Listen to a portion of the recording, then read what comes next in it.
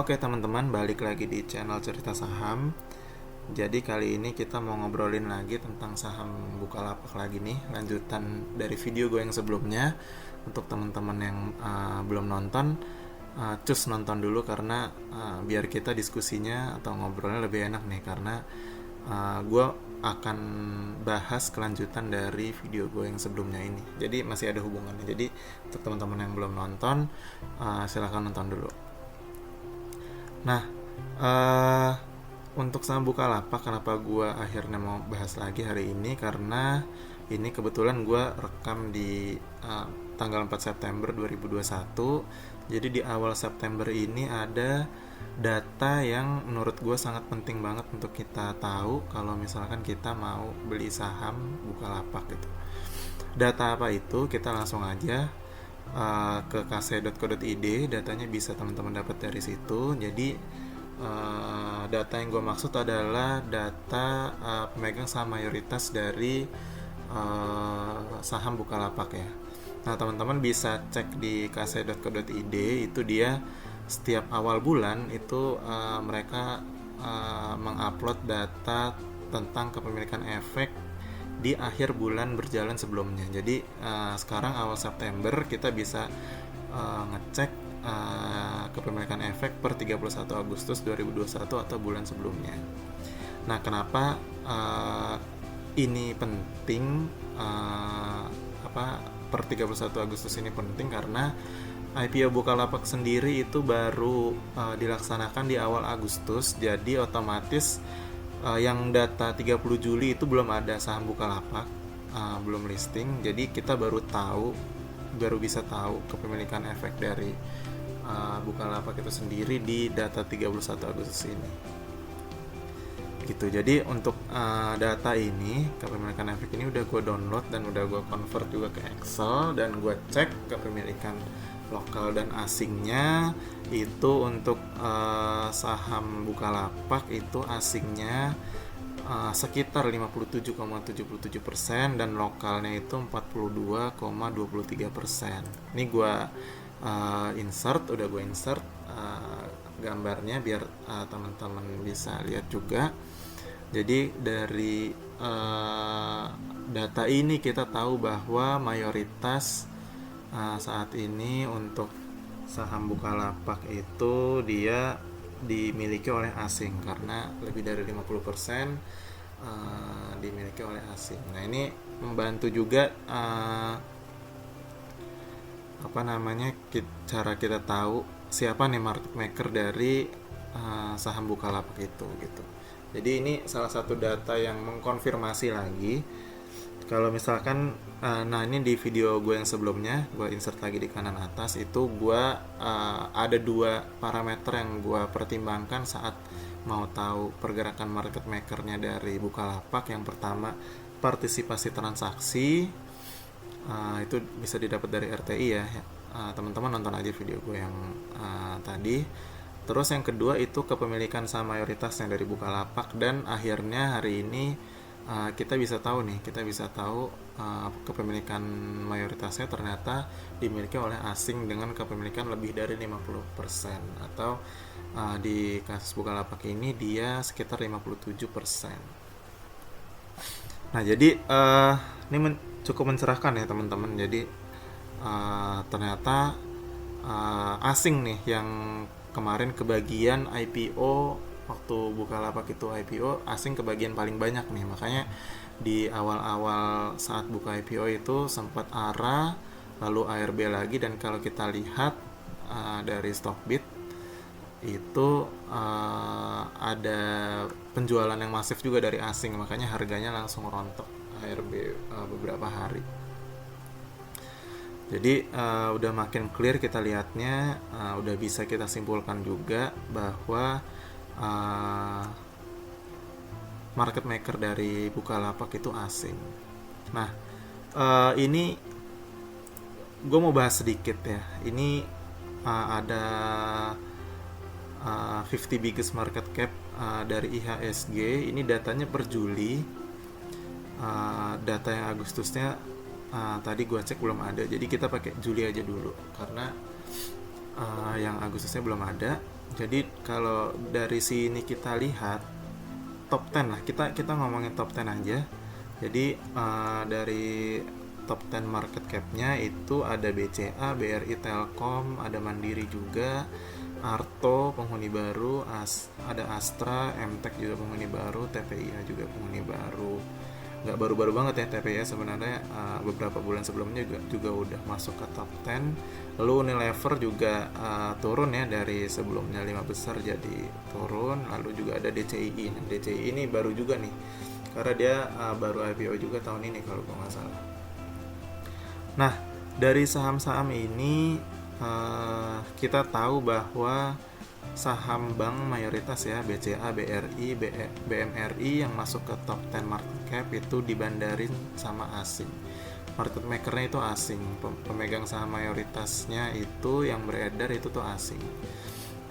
Jadinya mereka market makernya itu dari asing ya, dari foreign. Jadi kalau misalnya kita mau melihat pergerakan market makernya itu cukup melihat foreign flow aja. Begitu juga dengan Telkom, Astra juga, Unilever juga, dan di sini yang market maker dari lokal itu ada Arto yang baru, terus MTEK juga lokal, TPIA juga lokal, DCI ini kalau gua nggak salah dia pemegang saham mayoritasnya masih asing, masih 50-an sekian, tapi dari partisipasi transaksinya itu sebagian besar orang lokal ya, si DCI ini. Mungkin bisa gue simpulkan bahwa kalau misalkan kita melihat BCA, BRI, Telkom, Mandiri, lalu Astra juga itu masuk top 10 market cap dan mereka berfundamental sangat baik ya, berfundamental sangat baik, artinya asetnya tumbuh terus, revenue-nya juga tumbuh terus, dan mungkin itu yang menjadi salah satu pertimbangan dari investor-investor asing menjadi market maker dari perusahaan-perusahaan itu. Sementara perusahaan yang baru masuk ke market cap top 10 market cap kita itu ada Arto, ada MTEK juga, itu mungkin teman-teman bisa koreksi kalau gue salah, cuman dari secara market dari secara fundamentalnya itu belum terlalu menunjukkan performa yang bisa menyaingi dari saham-saham yang sebelumnya gue sebutkan ya, BCA, BRI, Telkom, Mandiri. Yang mau gue bilang adalah tadi Bukalapak dibandari atau market makernya itu dari asing, tapi Bukalapak itu mempunyai kesamaan nih dengan saham yang dibandarin sama lokal. Kesamaannya itu apa? Itu fundamentalnya saat ini belum terlalu baik. Nah, ini jadi salah satu yang patut dipertimbangkan nih, karena seperti yang kita tahu asing itu lebih cenderung ke perusahaan-perusahaan yang fundamentalnya baik seperti BCA, BRI, Telkom dan lain sebagainya. Bukan berarti lokal pilihnya saham yang busuk-busuk, enggak, cuman kalau misalkan kita lihat kita melihat aja top 10 market cap kita itu asingnya dia sebagian besar memilih untuk perusahaan yang fundamentalnya baik. Nah, menariknya adalah Bukalapak ini kondisi saat ini fundamentalnya belum baik karena masih mencatatkan rugi bersih ya. Kalau gua nggak salah berapa ratus M gitu per semester 1 2021 ini, mungkin teman-teman bisa cek sendiri beritanya, banyak. Jadi menariknya dengan kondisi fundamental yang seperti itu ternyata pemegang saham mayoritasnya itu asing, dimana kalau kita lihat dari top 10 kita ini asing lebih memilih saham-saham yang mempunyai fundamental yang baik, artinya dia sahamnya masih konsisten untuk profit, asetnya terus bertumbuh, hutangnya terjaga, dan lain sebagainya. Dan ternyata di fenomena Bukalapak ini, mungkin gue sebutnya fenomena ya karena beda sendiri, itu asing mempunyai mayoritas saham yang tinggi juga tuh di Bukalapak. Jadi mayoritasnya dipegang asing, padahal fundamentalnya belum begitu baik kondisi saat ini ya. Dimana di IHSG kita, di top 10 kita ini, kalau misalnya kita lihat saham-saham yang dibandarin sama asing itu fundamentalnya udah bisa kita bilang baik lah. Nah, ini menimbulkan pertanyaan tapi juga menimbulkan berbagai macam pendapat mungkin dari teman-teman semua. Yang mau gue bilang adalah ini salah satu ya fenomena gue bilang, karena akhirnya asing ngebandarin juga nih saham-saham yang fundamentalnya bisa dibilang kondisi untuk saat ini ya, kita nggak tahu kondisi kedepannya, tapi kondisi saat ini yang buruk. Artinya apakah asing melihat prospek dari Bukalapak kedepannya ini baik? Itu tentunya kita juga harus research juga sendiri. Tapi yang mau gue bilang adalah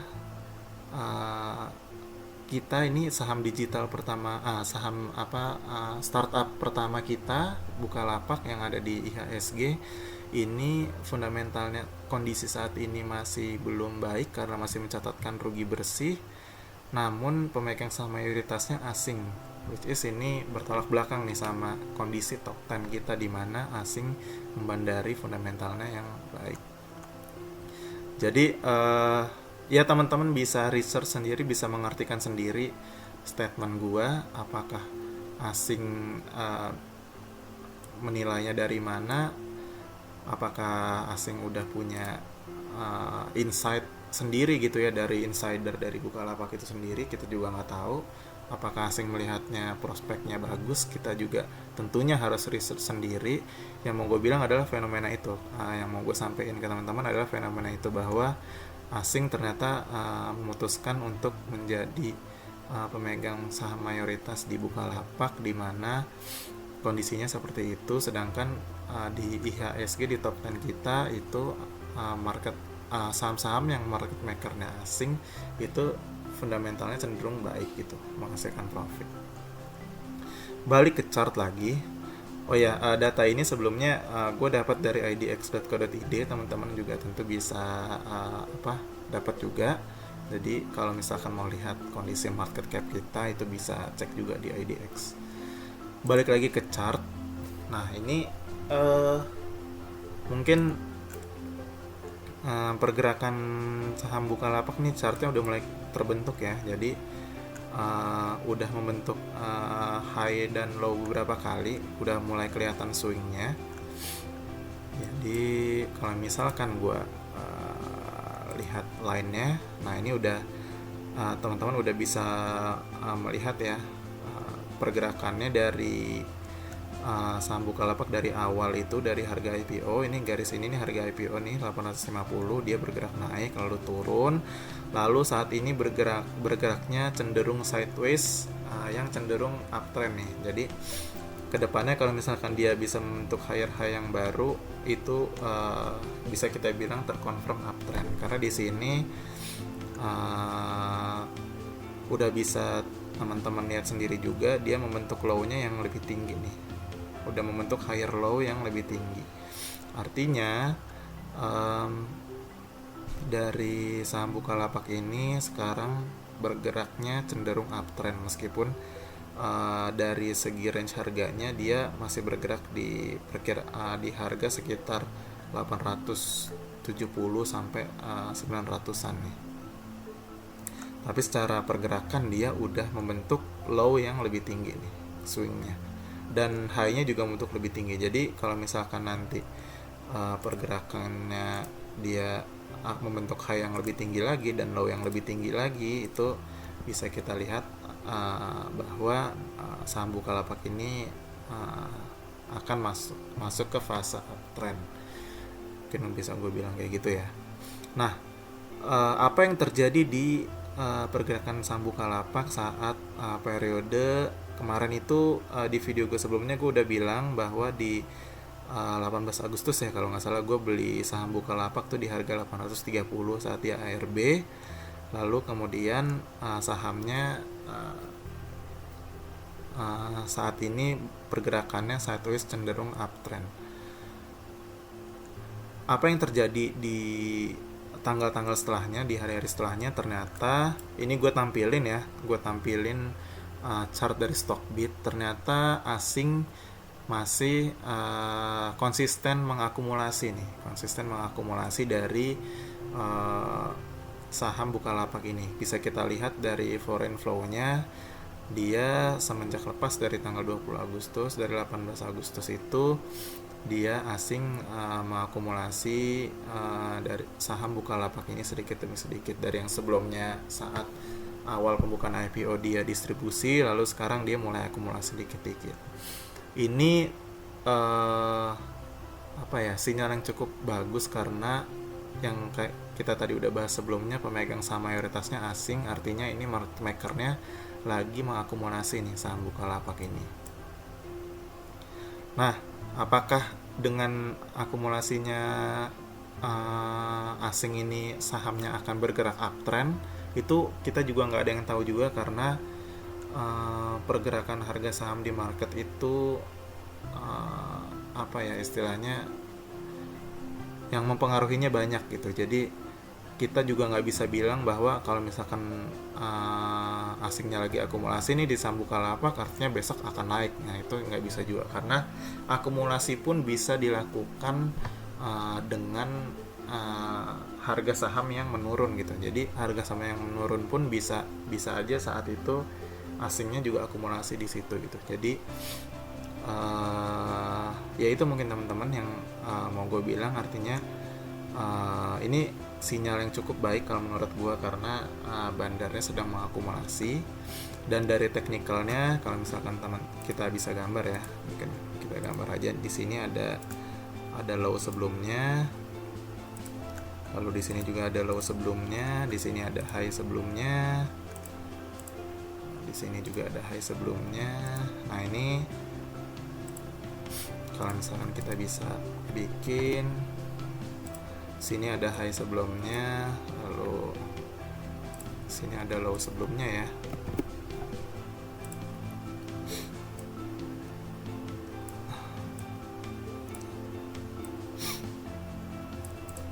Ini low sebelumnya, terus ternyata swing selanjutnya dia membentuk higher high yang baru, kemudian di swing bawah sebelumnya dia membentuk higher low yang baru. Nah, ini artinya rasanya sudah mulai masuk ke uptrend. Tinggal kita melihat konfirmasinya aja nih teman-teman, apakah dia akan membentuk higher high yang baru, atau justru dia misalkan malah membentuk head and shoulders nih, tadinya malah turun gitu ya, malah turun nih, jadi membentuk head and shoulders malah downtrend, kita juga nggak ada yang tahu. Jadi kondisi saat ini kita bisa lihat lebih clear dari pemegang saham mayoritasnya ternyata asing. Lalu beberapa hari terakhir juga asing mengakumulasi. Nah, kalau misalkan ini mungkin gue sekalian tampilin aja grafik dari RTI tentang saham Bukalapak. Di sini bisa kita lihat dari transaksi asingnya nih, Nah, ini 1 minggu terakhir kalau misalkan kita lihat udah 34% ya partisipasi asingnya, dengan dengan net buy sekitar 181 M. Artinya udah di atas 30% partisipasinya, berarti ini semakin mengkonfirmasi lagi bahwa market maker dari Bukalapak itu asing ya, teman-teman. Jadi kondisi saat ini sedang diakumulasi oleh asing, dan teknikalnya juga sudah membentuk higher high dan higher low yang baru. Apakah kedepannya akan terus naik? Kita juga nggak ada yang tahu. Apakah akan turun? Kita juga nggak ada yang tahu. Teman-teman tentu harus do your own research sendiri, analisa sendiri. Kalau dari gua saat ini kondisinya gue sudah beli di harga 830 sesuai video gue yang sebelumnya, dan sekarang masih gua hold karena melihat waktu itu gue beli karena melihat pergerakan market makernya atau pergerakan asingnya dia akumulasi, maka gue ikut beli, dan saat ini pun masih terus akumulasi gitu. Artinya belum ada sinyal untuk gue sell gitu. Jadi saat ini masih gue hold. Oke teman-teman, mungkin itu aja yang bisa gue sampaikan. Semoga bisa menjadi wawasan baru untuk teman-teman. Thank you semua.